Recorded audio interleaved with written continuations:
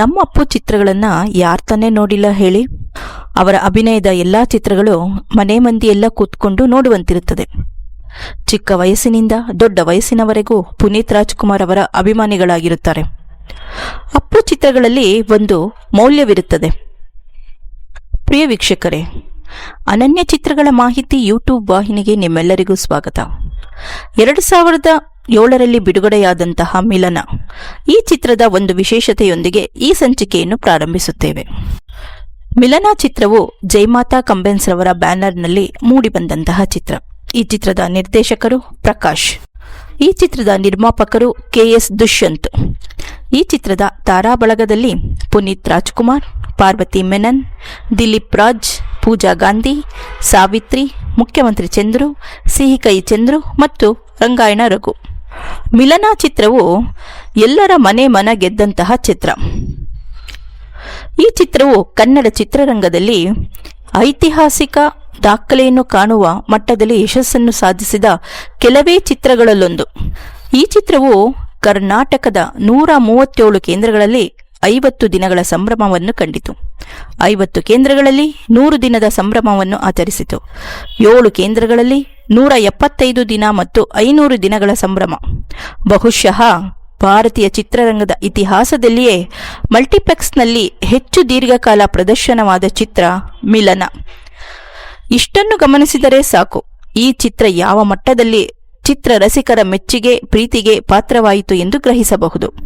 ಈ ಚಿತ್ರದ ಸಾರಾಂಶವೇನೆಂದರೆ, ಪ್ರೀತಿಸಿದವನನ್ನು ಮದುವೆಯಾಗಲು ಸಾಧ್ಯವಾಗದ ಚಿತ್ರದ ನಾಯಕನನ್ನು ಮದುವೆಯಾಗಿ ಆತನೊಂದಿಗೆ ಸಂಸಾರ ಹೂಡಲು ಬರುತ್ತಾಳೆ.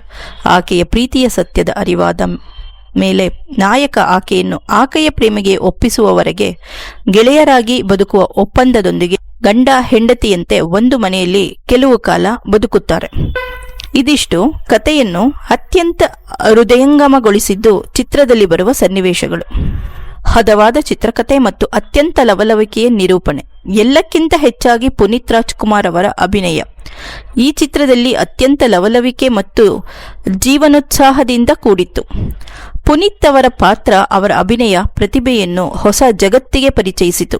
ಅಲ್ಲಿಯವರೆಗೆ ಕೇವಲ ಯುವ ಸಮೂಹಕ್ಕೆ ತಾರೆಯಾಗಿದ್ದ ಪುನೀತ್ ಮಿಲನ ಚಿತ್ರದ ನಂತರ ನಾಡಿನ ಎಲ್ಲ ಹೆಂಗೆಳೆಯರ ಇಷ್ಟಪಡುವ ವಿವಾಹಿತನ ಪಟ್ಟಕ್ಕೇರಿದರು. ಅವರ ಈ ಶ್ರೇಷ್ಠ ಅಭಿನಯಕ್ಕೆ ರಾಜ್ಯ ಸರ್ಕಾರದ ಶ್ರೇಷ್ಠ ನಟ ಪ್ರಶಸ್ತಿ ಕೂಡ ದೊರೆಯಿತು. ಅವರೊಂದಿಗೆ ನಾಯಕಿಯಾಗಿ ಅಭಿನಯಿಸಿದ ಪಾರ್ವತಿ ಮೆನನ್ ಕೂಡ ತನ್ನ ಅಸಾಧಾರಣ ಪ್ರತಿಭೆ ಮತ್ತು ಸೌಂದರ್ಯದಿಂದಾಗಿ ಕನ್ನಡಿಗರ ಮನೆಮಾತಾದರು. ಈ ಚಿತ್ರ ಹಲವು ಭಾಷೆಗಳಿಗೆ ರೀಮೇಕ್ ಕೂಡ ಆಯಿತು. ಈ ಚಿತ್ರದ ಮಹತ್ವಪೂರ್ಣ ಯಶಸ್ವಿನಲ್ಲಿ ಸಂಗೀತ ಮತ್ತು ಸಾಹಿತ್ಯವೂ ಕೂಡ ಅಪಾರ ಪರಿಣಾಮ ಬೀರಿತು.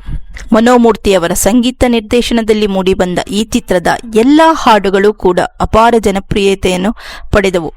ಒಂದು ಗೀತೆಯನ್ನುಳಿದ ಮತ್ತೆಲ್ಲ ಗೀತೆಗಳ ಸಾಹಿತ್ಯ ರಚಿಸಿದವರು ಜಯಂತ್ ಕೈಕಿಣಿ. ಅದರಲ್ಲಿಯೂ ಮಳೆ ನಿಂತು ಹೋದ ಮೇಲೆ ಮತ್ತು ನಿನ್ನಿಂದಲೇ, ಅಂತೂ ಇಂತೂ ಪ್ರೀತಿ ಬಂತು ಎಂಬ 3 ಮಧುರ ಹಾಡುಗಳು ಇಂದಿಗೂ ಗುನುಗುತ್ತವೆ.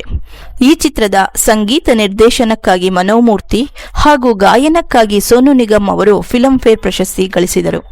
ಪುನೀತ್ ರಾಜ್ಕುಮಾರ್ ಅವರ ವೃತ್ತಿ ಬದುಕಿನಲ್ಲಿ ಮಹತ್ವದ ತಿರುವು ನೀಡಿದ ಈ ಚಿತ್ರ ಅವರ ಜನಪ್ರಿಯತೆಯನ್ನು ಅಪಾರವಾಗಿ ವಿಸ್ತರಿಸಿತು.